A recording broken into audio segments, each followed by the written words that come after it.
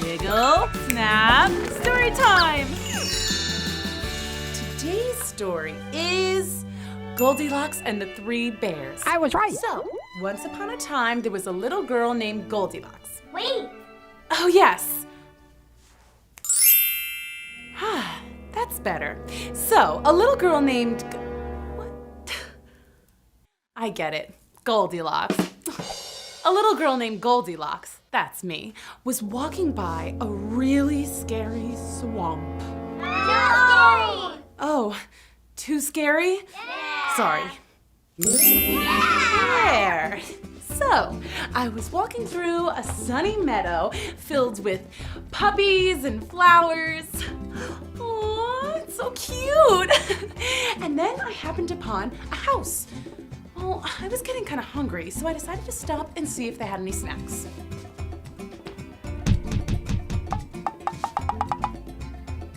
Hello?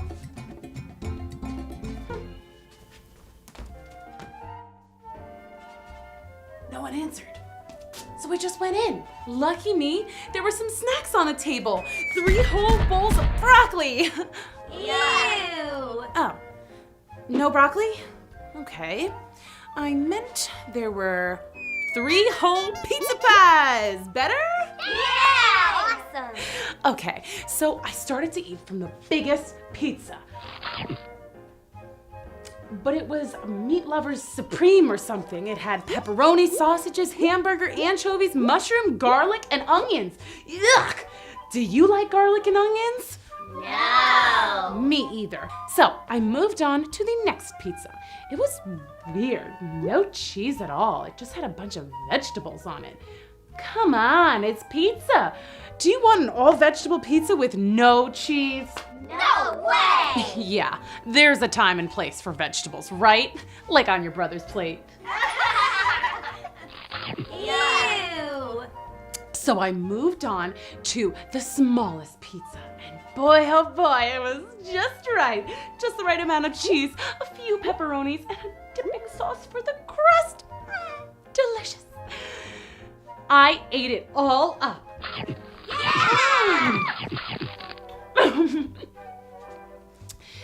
Then I felt like watching some TV.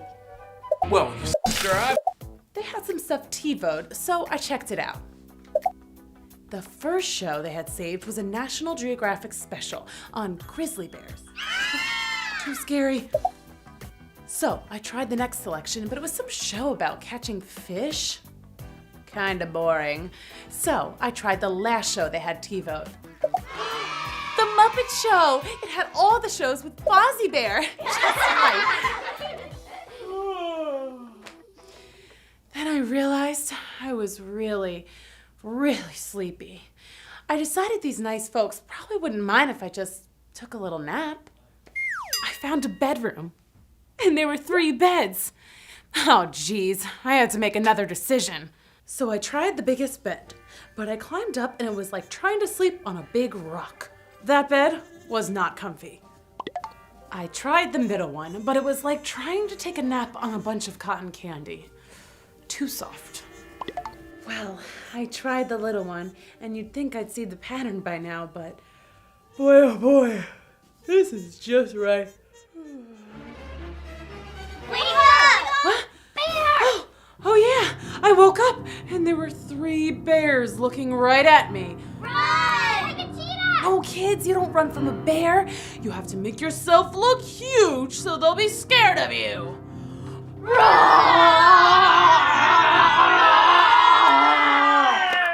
Okay, second line of defense against a bear, make them laugh. Bears love comedy. So what I like to do is find a funny video on YouTube, like the one, Charlie bit my finger, or the dramatic chipmunk, or just any funny cat video. Yeah, something like that. And those bears turned out to be really nice. And we just sat around all afternoon watching funny videos and laughing and eating ice cream and honey. So that's the story of me, Goldilocks, and my 3 new best friends, Berry, Teddy, and Gummy. The end. Well, that was fun. I'm glad those bears were nice. Thanks. Let's check out another story. Here we go. This story is The Three Little Pigs. All right, here we go. So, once upon a time, there were three little pigs who lived at home with their mother. The time came when the pigs weren't so little anymore, and their mom decided to buy a condo and move to Florida, where she could play pig knuckle with her friends by the pool. She told the pigs, "It's time you set out for the real world and find homes of your own. I'll send you a postcard." So off they went. The first pig found a nice location and decided to build his own house. He'd heard of building huts with straw, so he went shopping for some. Target had a huge sale on crazy straws, so he bought all they had and commenced to building. It turned out to be a really neat looking house, although it leaked a lot when it rained. But it was very pretty. The second pig decided he should use sticks to build his house. He bought popsicles in bulk at Costco, and after a 2-day feast of ice pops and a lot of brain freeze, he began his house of sticks. It turned out okay. The walls were thin, but they smelled like fruity popsicles. The third pig was never one to cut corners, and he found a good contractor to build his home. Hiring a contractor and a construction crew was expensive. It took almost all his money, but he wanted a home that would last. The other pigs made fun of him and bragged about how much money they had in their banks. That's right, piggy banks. But the third little pig moved into his new brick house and was quite content. Well, maybe a little lonely. Yep, that night the bad old wolf went out on the prowl looking for a snack. He had seen the little pigs building their houses and thought he'd stop by uninvited. He arrived at the first pig's house. He snarled, Little pig, let me in. The pig called out, Who is it? I'm just a nice old lady. I'm lost. Let me in. No, that's a wolf! You sound like a big bad wolf, so not by the hair of my chinny chin chin. Then I'll huff and I'll puff and I'll blow your house down. Go ahead and try. I built it myself, then. The wolf blew down the house with a little huff and puff just like that. Let's watch that on instant replay. And boom goes the dynamite. The little pig hightailed it to his brother's house made of sticks, and that bad old wolf followed him. There was a knock on the door. Little pig, let me in. It's the wolf. No, I'm just here to deliver the mail. La la la, I'm the mailman. He said it's the mailman. It's nighttime. There's no mail. I'm telling you, it's the wolf. Not by the hair of my chinny chin chin. He's gonna huff and puff and blow your house down, man. And he did. The wolf huffed and puffed and he blew the house down, sticks all over the place. The two little pigs motored out as fast as they could. You've never seen two little legs move so fast.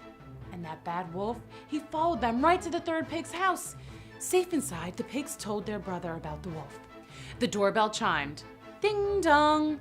The third little pig used his security system to check who was outside.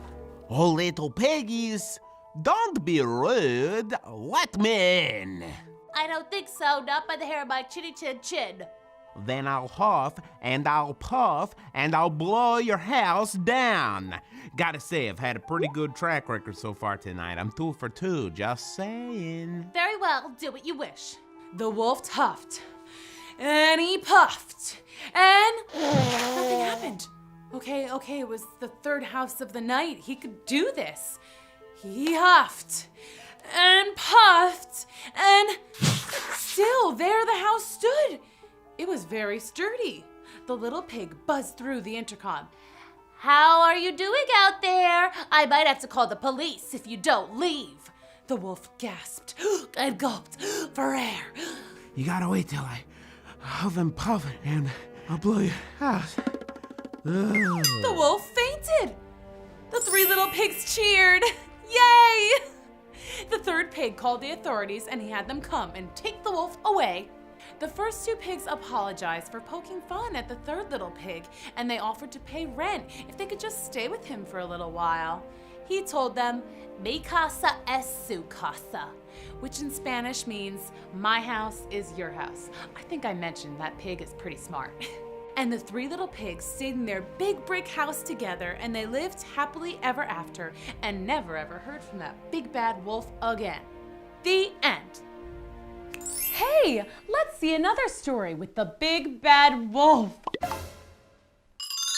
Today's story is Little Red Riding Hood. It worked.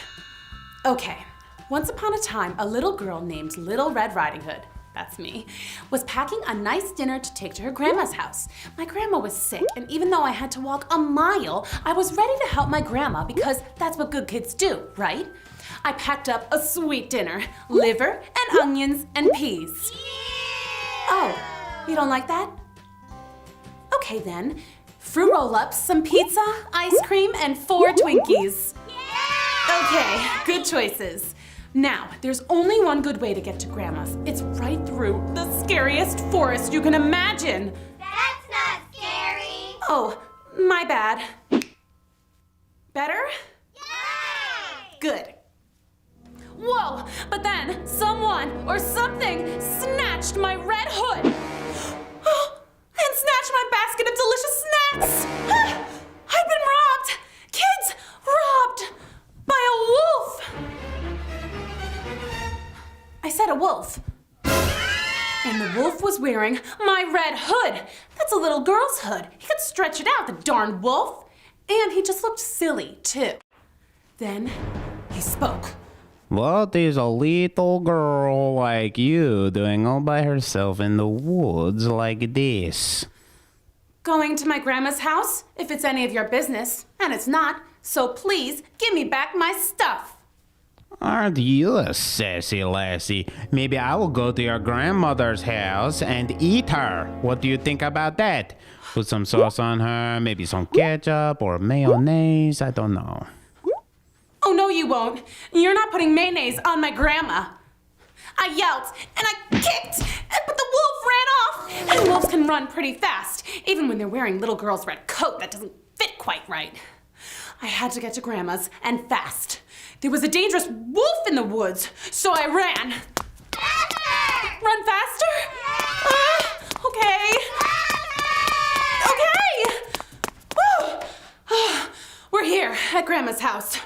Let me in, Grandma! There's a dang wolf outside in the woods, and he's stealing little girl's clothes and parading around, and the wolf! And this time, he's wearing my grandma's nightgown and sleeping cap. He even had on a pair of her high heels. And he was licking his paws, just like he'd eaten a snack. Or maybe, my grandma, what can I do? He's a wolf. But I had an idea. It was a good idea. I ran, and I ran, and ran, and ran, and ran, and ran really, really fast. Okay. Like a cheetah! Like a cheetah? What's that sound? It's like a click, click, click, click. Is that the big bad wolf? And he's still wearing my grandma's high heels. And you'll understand one day, it's impossible to run in high heels. Then, right there, with his twisted ankle and his belly full of my grandma, he started to get sick. It was really gross. The big bad wolf threw up. He threw up all over the place. He threw up my grandma. Oh, don't worry, she was fine, not a scratch. He threw up all the fruit roll-ups and the ice cream and the pizza and the Twinkies. I don't feel so good. It was gross. But it gave me and Grandma time to get away. We called the police and the firemen and animal control, Dog the bounty hunter, and everybody we could think of. And I'm happy to tell you the wolf was caught and sold to the circus. And now, every year since, Grandma and I go to the circus when it comes to town just to laugh at the big bad wolf. He doesn't know any tricks or anything, but it's just funny to see a big old wolf wearing high heels. Okay, so we've had stories with bears, pigs, and a big bad wolf. What's next? Ooh, I know. How about a story with a giant? Today's story is Jack and the Beanstalk. Once upon a time, there was a girl named Jack. So Jackie, that's me. I lived with my mom. To make our living, we had a cow whose milk we sold for money. Let's just say we weren't rich. One day, Bessie stopped making milk. She was an old cow, ready for retirement. Maybe she wanted to move to Florida. She had some friends down there, fulfilling their milk bucket list. Mom told me we would have to sell Bessie. We had no choice. So the next day, I led my dear old friend, Bessie, to the town square. On the way, we ran into an old wolf who told me he'd love to take Bessie. May I offer an interesting trade for your bovine friend there? No, sir. I need to sell her. Okay. I guess you don't want these magic beans. What kind of beans? Because I don't like lima beans or pinto beans. I said magic beans, kid. They're totally magic and are worth more than you're ever gonna get for that old dried up cow. If you're not interested in these very valuable, very magical, exotic, and definitely totally real beans, I'll find someone else. I'll take them. Wow, with magic beans, I could. What? Oh no, I didn't ask how they worked. Oh man. I got home and hoped my mom would just forget about the whole selling Bessie thing. I would just play it cool. Yeah. Magic beans? There's no such thing as magic.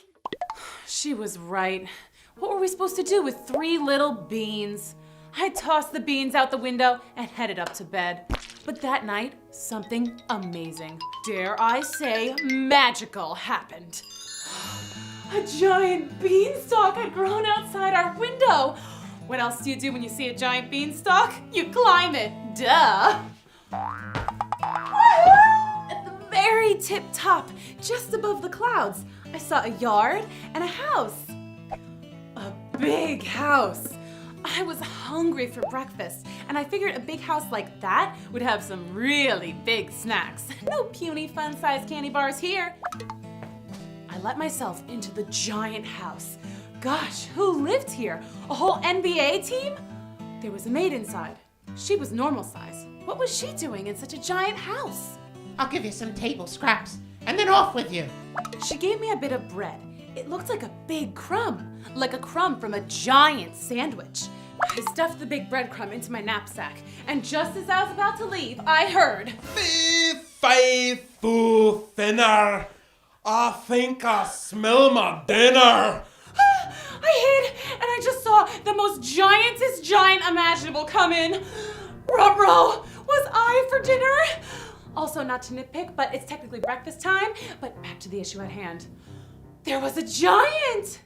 He started to count a bunch of gold coins. He must have had like 1,000,000, nay, a jillion.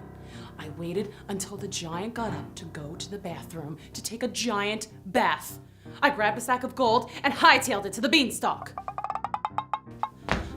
Listen, I know stealing is wrong, but I thought maybe it would be okay because he had so many coins. He wouldn't mind. So I showed my mother. Young lady, you march back up there and give that man back his gold. There's no such thing as giants. So the next day, I went back up the beanstalk. I decided I would just leave the coins by the doorstep. And I saw the strangest thing, a golden goose, and it was laying golden eggs. Oh, Mom would never believe this. So I took a picture with my iPhone. She'd have to believe me now. I picked up one egg to get a few shots with me holding it. And then the goose started honking like a traffic jam. I had to scoot. Oh boy. Then I heard, Fee-fi-fo fish. Who the heck is bothering me goose? I had to get out of there. Why was I messing around on a giant's turf? I ran for it and skedaddled down the stalk. Unfortunately, I still had the egg. Oh, blarg. Mom saw it and told me to return it. There's no such thing as a golden goose. That egg is just a decoration. I've seen one just like it at Macy's. But I had an iPhone photo. So up I went. I was going to just set down the egg and leave. Simple as that. But then I saw the coolest treasure ever. A golden guitar. It started playing by itself. Cool. Wait a second, I recognize this guitar. I had seen a TV news story about Professor Science, a nice but strange inventor / scientist guy who lived in our town. He had made a golden guitar. It was a gift for the mayor. It was on the news because it had been stolen. Wait a second, I'm not a thief. The giant's the thief!